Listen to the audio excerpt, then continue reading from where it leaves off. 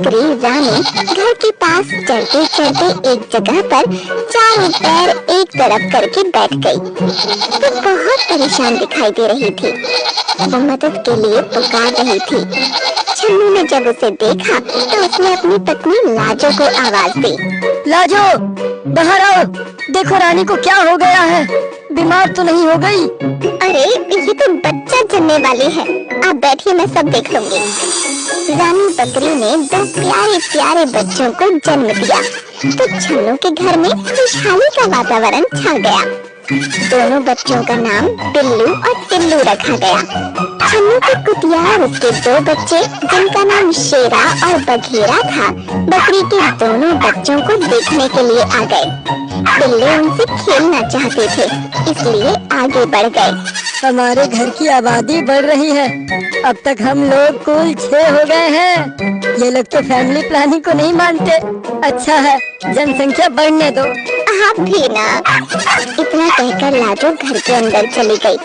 कुत्ते के पिल्ले और बकरी के बच्चे आपस में खेलने लगे। छन्नू ये देखकर बहुत खुश हो रहा था। वो भी उनके साथ खेल लेता था।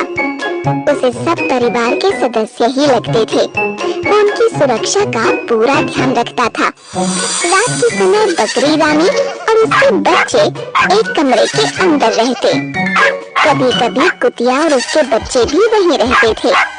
एक दिन कुतिया और उसके बच्चे रात के समय कमरे के बाहर ही बैठे थे। अचानक एक सियार छन्नू के घर की बाउंड्री के अंदर आ गया।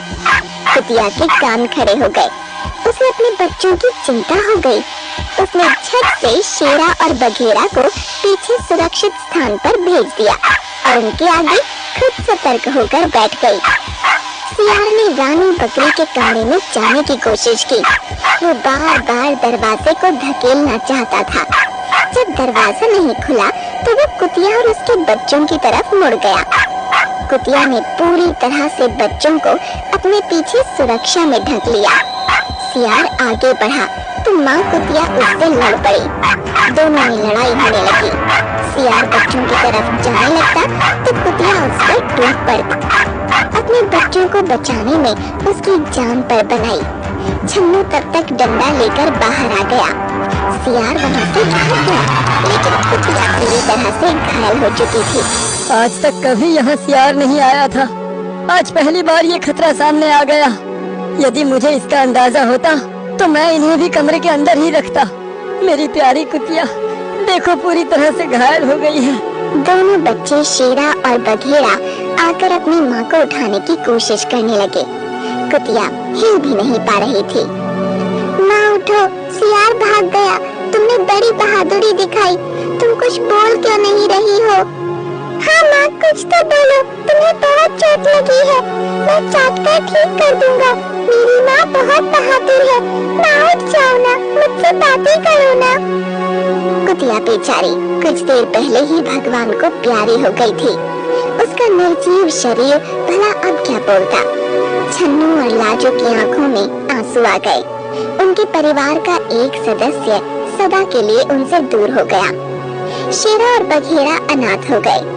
छन्नू और लाजो को उन पर बड़ी दया आ रही थी। ये दोनों दूध पीते बच्चे अभी बहुत छोटे हैं, बिना माँ के हो गए हैं।